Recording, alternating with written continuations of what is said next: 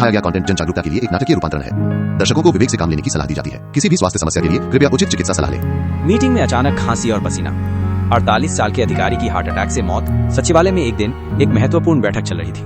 तभी अनुभव अधिकारी पंकज कुमार को अचानक जोरदार खांसी आई। चंद सेकंड में ही उनका चेहरा पसीने से भीग गया। सब कुछ बदल गया।